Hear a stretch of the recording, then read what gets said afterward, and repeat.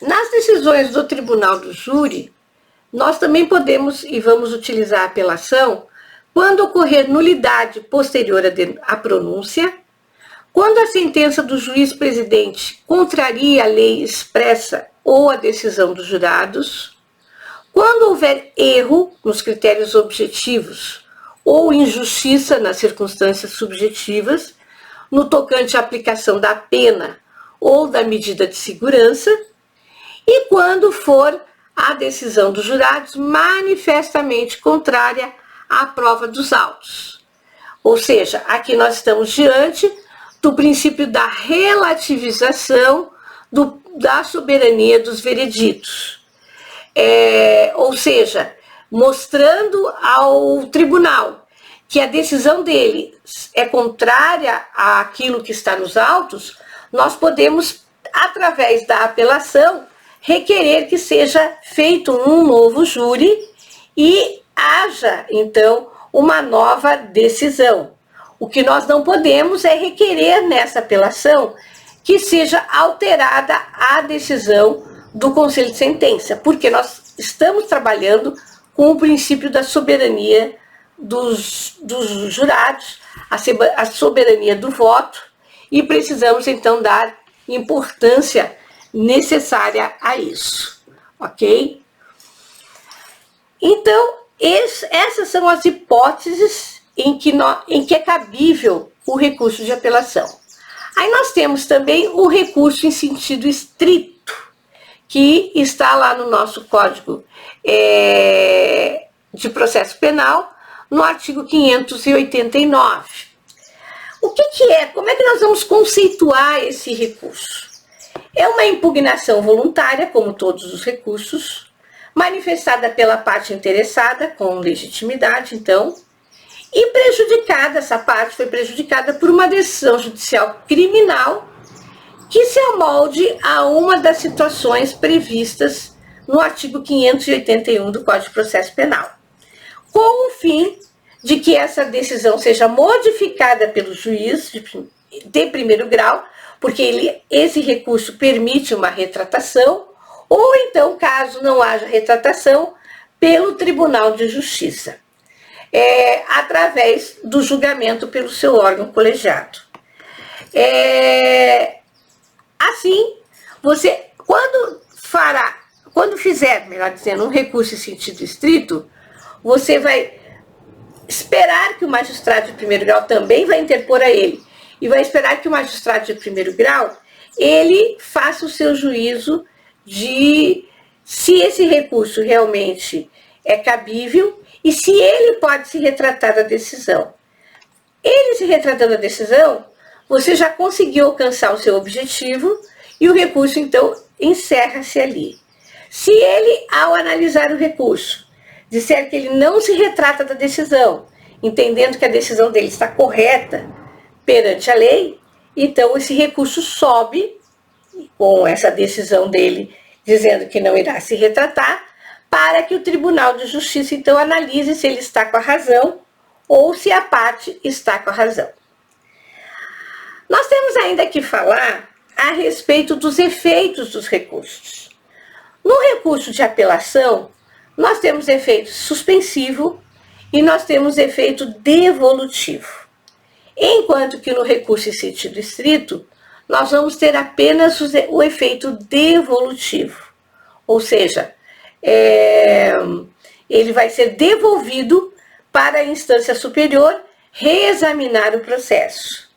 Ou também regressivo, que é aquele caso em que o juiz que proferiu a decisão, ele acaba mudando a sua decisão, entendendo que ela não está adequada àquele caso, através do juiz de retratação, então ele se permite alterar a decisão proferida. Vejam, eu não estou falando de sentença. Nós fizemos um estudo onde a gente estudou, ou discutiu, melhor dizendo, sobre os atos judiciais, e entre eles as decisões interlocutórias, o julgamento do mérito através de uma sentença, que seria uma decisão definitiva, as de puro impulso processual, da qual não cabe nenhum recurso. Enfim, a divisão das decisões pela forma e pelo conteúdo, para que se possa, então, dizer qual o recurso que é cabível naquele caso, certo? O artigo 589 é aquele que fala sobre a não retratação do juiz, ou não que ele não tenha se retratado, não tenha e tenha dito por quê. Aqui é quando ele não viu, esqueceu e acabou mandando o processo para o segundo grau sem a sua manifestação, acolhendo ou não a retratação. Neste caso, nós temos que baixar os autos em diligência, o tribunal vai fazer isso e vai, para que ele possa julgar, pedir ao juiz que então proceda à decisão, dizendo se irá ou não se retratar, para que a gente possa então julgar aquele recurso. Não há necessidade, vocês na condição de advogados, fazerem uma petição pedindo ao juiz a retratação. Isso não é necessário, não é cabível, porque já faz parte do procedimento. Bem, os recursos em espécie, ainda nós temos o cabimento pelo artigo 581, eu vou ler o seguinte. O que diz respeito à lei de execução penal, nós temos agora o agravo em execução. Também, nós agora vamos ter o recurso em sentido estrito, aqueles casos em que houver a concessão, a negação ou a revogação do livramento condicional.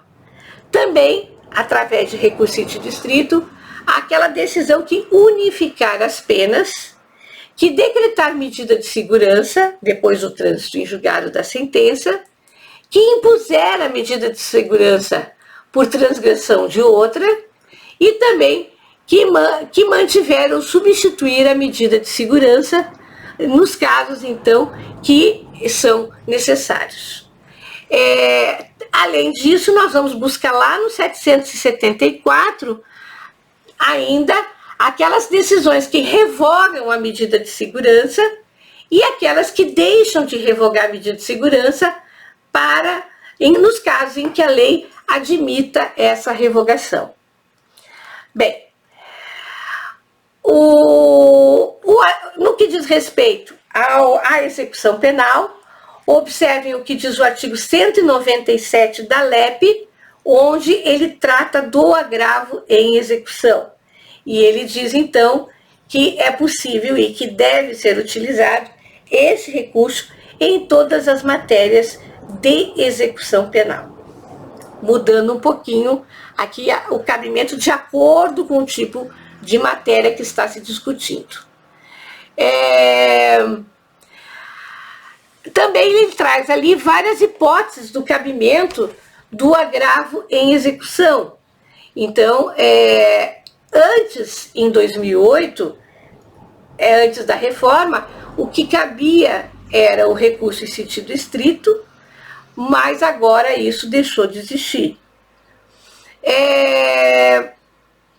Nós temos que lembrar também o que diz o artigo 707 do Superior Tribunal Federal, que diz que constitui nulidade a falta de intimação do denunciado para oferecer contra-razões ao recurso interposto da rejeição da denúncia, não a suprimindo a nomeação de outro defensor dativo.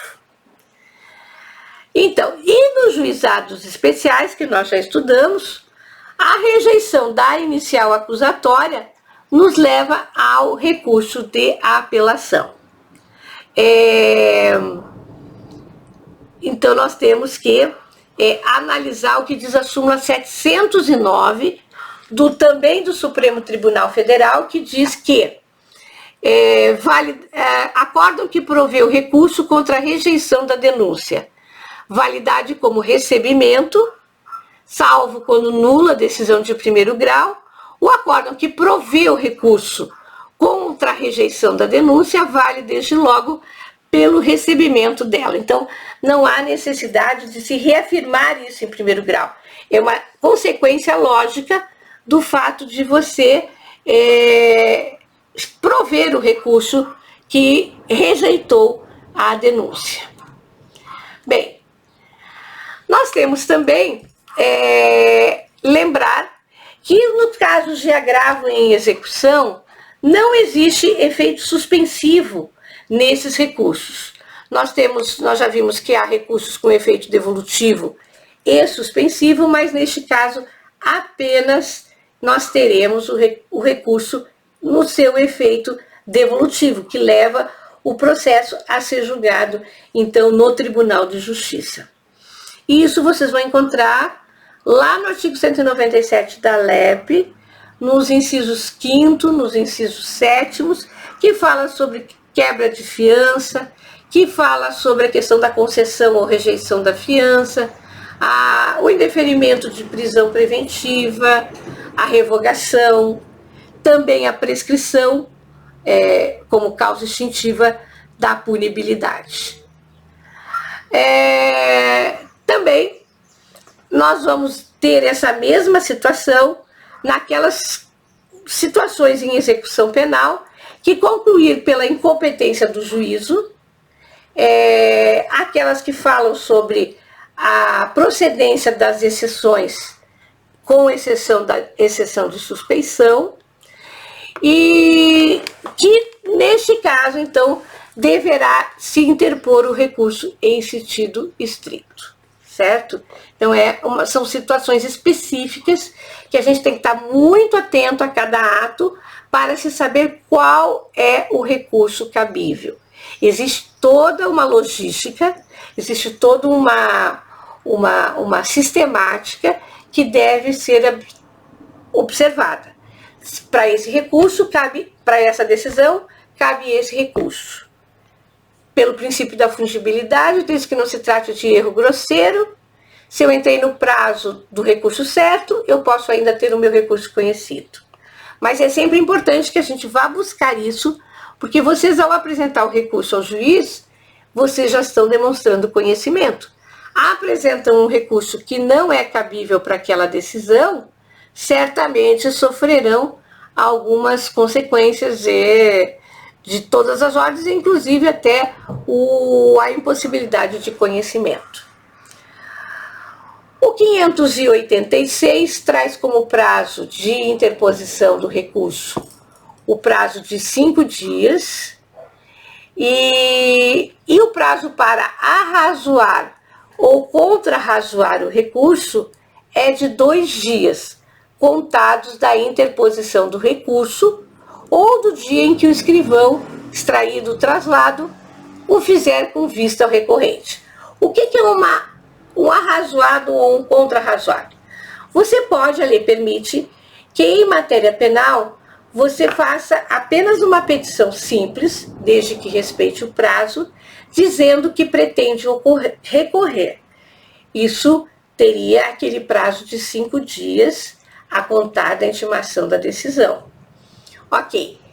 Você não precisa, junto com essa petição, apresentar todas as suas razões, o porquê que eu estou recorrendo.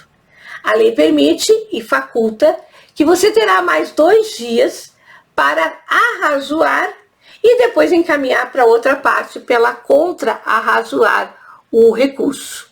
Então, vejam, é necessário que... não é necessário que se apresente todo o recurso pronto. É possível, nada impede.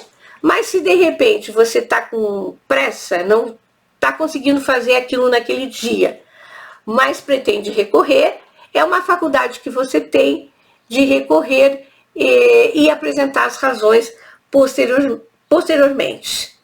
Então, é importante que a gente analise essas situações, que vá buscar também na LEP o recurso de agravo e como ele se processa.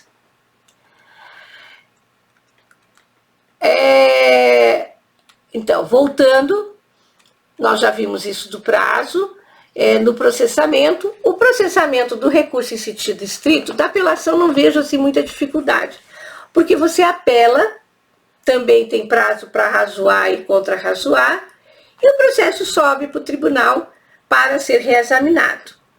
Como nós estamos falando de decisão interlocutória, o que nós estamos nos insurgindo é contra a decisão. Esse recurso, ele não tem efeito suspensivo. Então, o processo continua a correr, independente do recurso interposto e da sua decisão.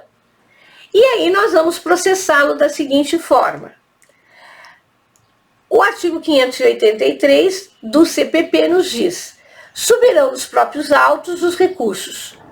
Número 1, quando interpostos de ofício, e nos casos do artigo 581, incisos 1, 3, 4, 6, 8 e 10. E também quando o recurso não prejudicar o andamento do processo.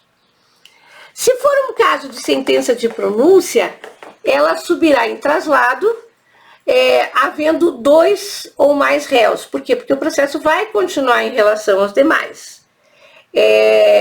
Nem todos vão se insurgir com, por exemplo, o encaminhamento para julgamento na sessão de tribunal do júri.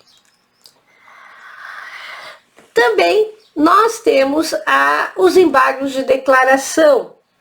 E esse também é um recurso que você vai encontrar no Código de Processo Penal quando houver uma omissão, quando houver um erro, quando houver uma obscuridade ou quando houver uma contradição na decisão do juiz. E é o próprio magistrado ou o próprio tribunal que proferiu a decisão e que a parte está dizendo que ela é obscura ou ela é contraditória, que irá resolver essa situação. Então, é necessário que se tenha, se pode corrigir, mas é necessário que se observe o prazo e o limite dessa situação. Os embargos não servem como apelação, não é onde vai se discutir prova, discutir entendimento. Nós vamos simplesmente apontar quando uma dessas circunstâncias acontecer. E nós temos, nesses embargos de declaração, nós não temos o efeito modificativo, porque nós vamos apenas corrigir aquilo ou esclarecer aquilo que ficou em dúvida à parte recorrente. Mas nós temos um segundo recurso que se chama embargos infringentes. E esse recurso ele tem o efeito modificativo e ele tem que ser interposto no prazo de 10 dias. E quando isso acontece? Quando, numa decisão colegiada, ou seja, uma decisão de Tribunal de Justiça, esta não for unânime. Então, nós temos 2 votos para condenar e 1 voto para absolver, por exemplo, ou pode ser até o oposto. O que vai acontecer? A defesa, se tiver interesse, o réu, se tiver interesse, ele vai entrar com os embargos infringentes para ver se consegue manter a decisão do que lhe absolveu, que lhe foi favorável. E esse recurso, então, será julgado pelo grupo de câmaras em que se reúnem todos os desembargadores do Tribunal de Justiça da área criminal e que vai ali, então, aumentar a discussão com novos integrantes e novas ideias a respeito deste recurso. Então, também nós temos o que se considera chamar de embarguinhos, que está lá no 382 do CPP, que é essa situação de declarar a obscuridade, a ambiguidade, a contradição ou a omissão. Embargos de declaração. E se vocês ouvirem o nome embarguinhos, ele é um sinônimo dos embargos de declaração. Então, também nós temos eles manejáveis no âmbito do Tribunal de Justiça, conforme prevê o artigo 620 do Código de Processo Penal. Nessa decisão, você encaminha a sua petição ao próprio juiz ou órgão colegiado que proferiu a decisão, mostrando onde está a sua insurgência, onde está o erro, onde está a obscuridade, a ambiguidade, e eles serão julgados ali novamente pelos 3 membros, que dirão se existe ou não contradição e corrigirão se isso acontecer. Então, eu digo aqui que os embargos de declaração, eles possuem efeito devolutivo, porque eles devolvem a matéria ao órgão prolator da decisão e ele vai se manifestar antes de que isso tenha uma continuidade para uma esfera superior. Ok? Bem, o que é ambiguidade? É quando uma decisão admite mais de uma interpretação. O que é uma obscuridade? É quando ela não tem uma clareza suficiente na sua redação. Quando ela é considerada contraditória, ela tem colidência em 2 afirmações. Uma hora ela diz que sim, outra hora ela diz que não. E por fim, ela se torna omissa quando você deixa de analisar fato que foi levantado no recurso e que é indispensável para o deslinde do feito. Ou seja, o prazo que você interpuser os embargos de declaração e que eles estão sendo processados, nenhum outro recurso pode ser interposto. Ele simplesmente suspende a possibilidade de interposição de novos recursos. Primeiro nós temos que decidir esses embargos, para depois a gente, e a parte interessada, e voltando à voluntariedade, dizer se ela tem interesse de continuar recorrendo de uma decisão que para ela não é favorável, certo? Bom,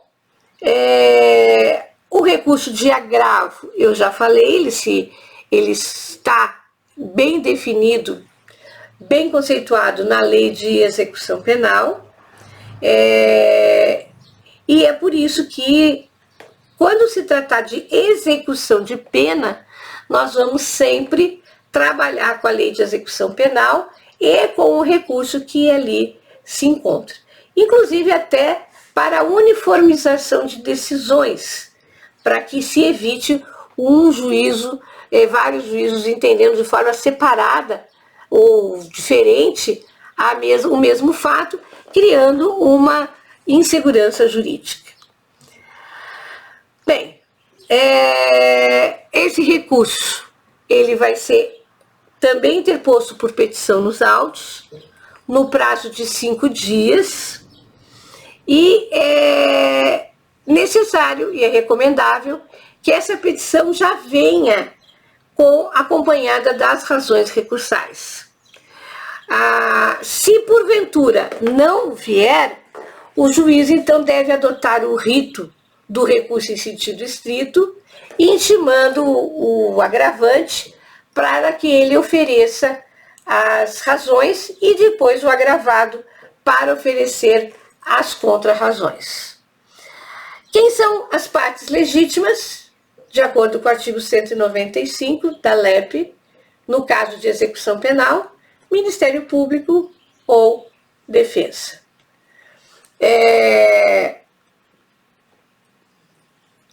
Aqui nós temos então o efeito regressivo, ele pode também se retratar da decisão sem que seja julgada, e aí pode acontecer da outra parte ingressar com outro recurso, ou podem ambas as partes ficarem satisfeitas com a nova decisão judicial.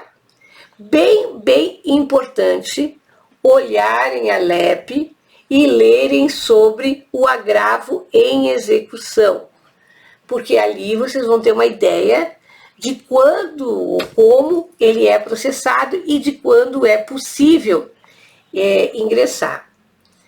Nós temos ainda 2 recursos que são para os tribunais superiores, que é o recurso especial esse vai para o STJ, e temos o recurso extraordinário que vai para o STF.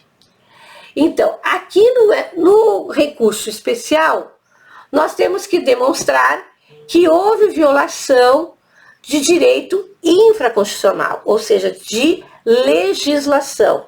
Enquanto que no recurso extraordinário, nós temos que dizer ou provar que houve uma afronta a um dispositivo constitucional, em razão da competência dos dois órgãos que estão previstos na Constituição Federal.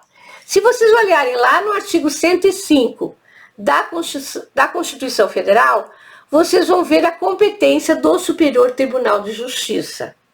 Então, e diz o seguinte: julgar em recurso especial as causas decididas em única ou última instância pelos tribunais regionais federais ou pelos tribunais dos estados e do Distrito Federal e territórios.